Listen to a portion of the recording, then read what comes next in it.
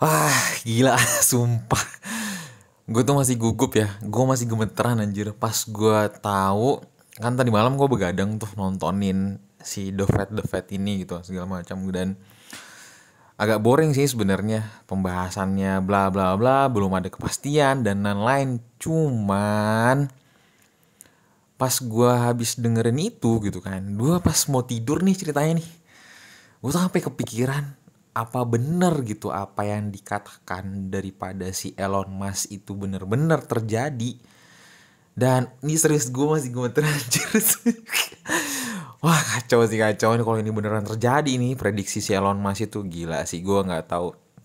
Dan pas gue tadi apa namanya baca-baca lagi tadi pagi, gue baca-baca lagi perihal si Dovet ini, apa namanya, keluaran yang di apa namanya, pembahasan yang di rekapannya lah, gue baca segala macam dan gue menemukan kayak anjir, ini si Elon Musk gila sih tumpah.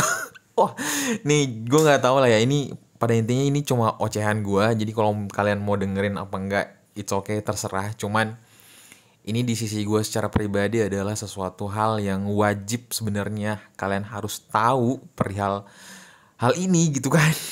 Aduh, wah anjir, gue masih merinding gue. Gue masih kayak deg-degan, gue masih kayak apa sih namanya nih, masih nggak bisa berpikir berpikir normal gitu. Tapi pada intinya setidaknya gue kali ini bakalan ngasih tahu updatean apa yang dirilis daripada The Fed itu, biar kamu juga nggak ketinggalan gitu kan.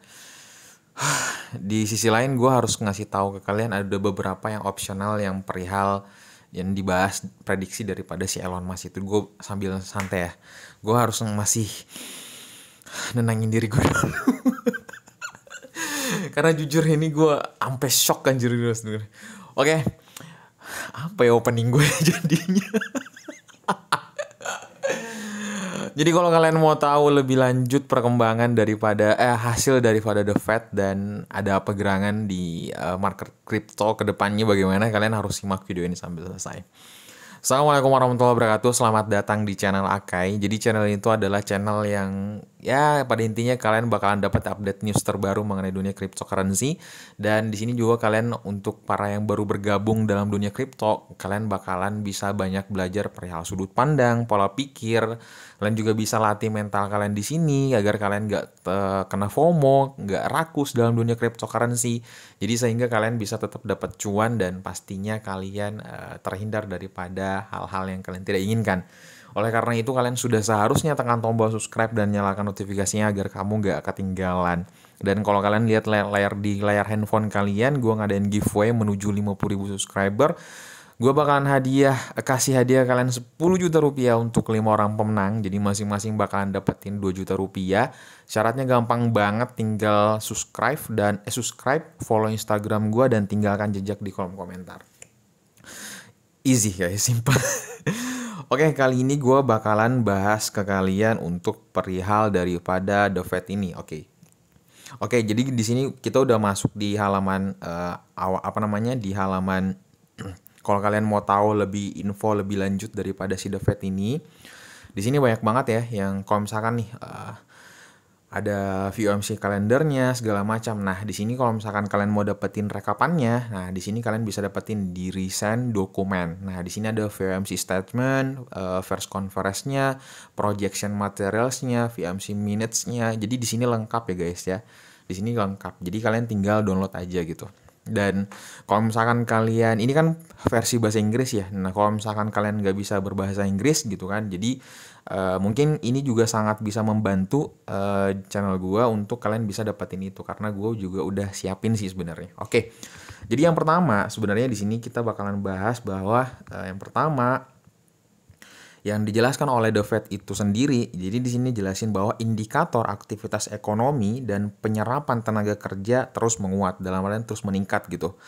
Nah, di sini dijelasin bahwa keuntungan pekerjaan juga telah kuat dalam beberapa bulan terakhir ini dan tingkat pengangguran sudah menurun secara substansial.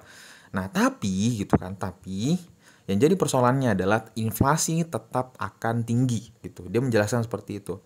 Nah, karena dia menjelaskan seperti itu bahwa ini tuh cerminan daripada ketidakseimbangan penawaran dan permintaan terkait dengan yang pertama pandemi, yang kedua adalah harga energi yang lebih tinggi, dan yang ketiga adalah tekanan harga yang lebih luas gitu. Jadi di sini dijelasin bahwa ada 3 hal yang sebenarnya mempengaruhi inflasi itu bisa menjadi tinggi. Yang pertama adalah pandemi, ya kita udah tahu bersama bahwa pandemi ini memang masih sekarang sementara masih berlanjut ya. Cuma mungkin kalau di Indonesia yang gue dengar updateannya, yang orang-orang yang mau pergi flight atau terbang menggunakan pesawat, ini pesawat doang ya, gue tahu ya. Itu karena ada teman gue yang kerja di BUMN, dia bilang kayaknya udah enggak deh gitu kan. Karena gue kemarin udah coba, ternyata udah enggak gitu kan. Paling kalian tinggal harus cantumin kayak vaksin 1, vaksin 2, itu aja sih, simple. Nggak usah ada kayak antigen, nggak usah ada PCR atau swab bahkan gitu, nggak usah gitu sih. Nah, terus mungkin di luar negeri memang lagi masih marak ya terkait isu-isu yang kayak perihal Omikron lah dan perkembangan Delta apalah segala macam, itu masih berkembang di luar sana gitu, seperti itu. Dan yang kedua adalah harga energi yang lebih tinggi. Nah, harga energi ini tuh misalkan kayak bahan bakar, terus oil, minyak, dan itu sebenarnya kena dampaknya juga di Indonesia, kena dampak juga ya. Kalau misalkan kalian udah tahu ya, kalau misalkan kalian udah tahu di Indonesia sekarang kan minyak, wah gue nggak tahu ya, padahal kita tuh penghasil sawit lah apa segala macam, tapi kok kenapa minyak goreng tuh agak susah gitu. Gue heran aja. Nah, kemarin tuh ada satu menteri dia datang ke supermarket yang ada di Menteng ya kalau nggak salah tuh. Tiba-tiba itu minyak ada. Ajaib banget cuma gue nggak tahu. Gue nggak tahu kenapa itu bisa terjadi, anjir. Gue lagi kok tiba-tiba ada gitu kan. Perasaan kemarin kayak kagak ada gitu kan. Kenapa pas kunjungan ini tiba-tiba ada? Nah, kan kocak banget kan. Terus yang kedua adalah ini lebih kocak lagi. Ternyata kita dulu SD kenapa kita rutin latihan baris berbaris itu karena ternyata baru terungkap fakta itu bisa berguna di zaman sekarang gitu. Nah, kalian kalau misalkan mau antri mau antri minyak, kalian bisa gunakan itu gitu, terapan yang baris berbaris yang kita pelajari SD itu gitu. Aduh, emang kacau banget sih sumpah. Gue nggak tahu lagi Indonesia tuh kenapa sih gerangan kayak gini gitu kan. Tapi ya mungkin Indonesia mungkin ada planning lanjutannya. Cuma gue agak sedikit annoyingnya sama Indonesia tuh karena mereka nggak rutin ngasih update ke kita gitu. Minimal setidaknya presiden, jadi dia membicarakan terus dicantumin di layar televisi, disalurkan di media segala macam bahwa ini segala macam. Jadi agar-agar gue tadi habis pesan itu es buah gitu. Ada agar. Jadi agar masyarakat tuh tahu sebenarnya perkembangan kayak gini. Maksudnya merata ya gitu, bukan cuman orang yang suka baca berita yang Bloomberg lah, baca berita yang CNBC lah segala macam, CNN lah segala macam gitu. Yang harusnya tuh yang ditayang di TV itu fungsinya menurut gue. Kok melebar kemana-mana ya? Oke. Terus yang ketiga adalah tekanan harga yang lebih luas. Daripada tekanan harga ini tuh adalah semacam kayak, ya itu ada yang bilang ada produsen dan konsumennya tuh masih belum data CPI dan PPI kemarin kan keluar tuh dan benar-benar terjadi dan harga kenaikannya langsung drastis banget. Oke, dan sebenarnya yang dibahas lagi lanjutannya adalah invasi daripada Ukraina oleh Rusia itu menyebabkan kesulitan manusia dan ekonomi yang sangat luar biasa. Nah, di sini juga dia menjelaskan bahwa implikasi terhadap ekonomi Amerika Serikat ini sebenarnya tidak pasti. Karena dalam waktu dekat invasi dan peristiwa terkait kemungkinan akan menciptakan tekanan kenaikan tambahan pada inflasi dan membebani kegiatan ekonomi. Jadi karena efek daripada invasi Rusia ke Ukraina ini gitu kan. Nah, itu juga menyebabkan terjadi keputusan daripada The Fed ini benar-benar kayak ngalur gitu. Apa sih namanya bahasa? Ngaret lah bahasanya gitu. Jadi butuh sangat-sangat jangka panjang. Bahkan di sini dia menjelaskan bahwa akhir tahun dia menargetkan 2% untuk dalam jangka panjang. 2% loh ya, 2% doang gitu. Kita harus menunggu jangka panjang ini. Dan ini menurut gue secara pribadi catatan yang agak sedikit minus terhadap daripada pihak The Fed ini sendiri gitu. Dan makanya kayak tadi malam sebenarnya boring banget pembahasannya, jadi gue nggak kayak apaan sih ini, kayak bener-bener si The Fed Jerome Powell ini bener-bener kayak ada tuntutan dia dari atasnya. Mungkin bisa jadi dia semacam boneka dikendalikan oleh beberapa orang di lingkungannya juga gitu kan.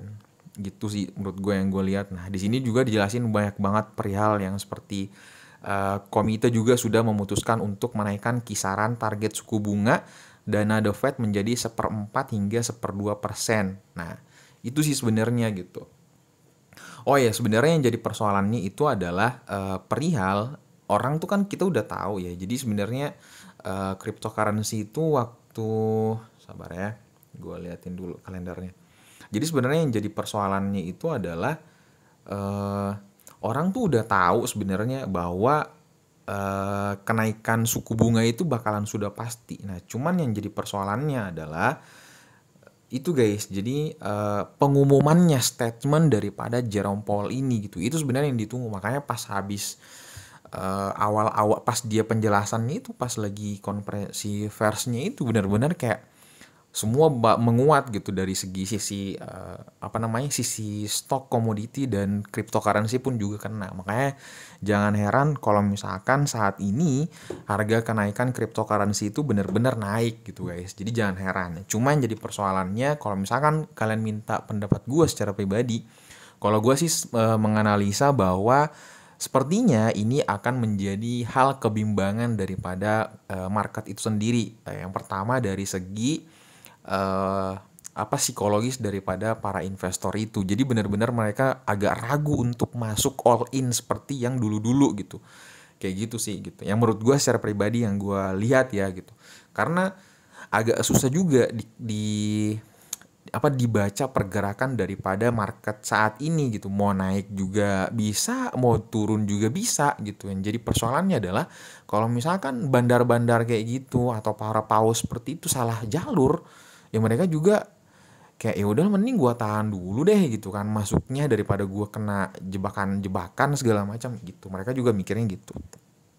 Karena yang gue rasa juga karena mereka kan ada kubu-kubu ya. Jadi ini ada paus A kumpul 20 orang, paus B kumpul 30 orang.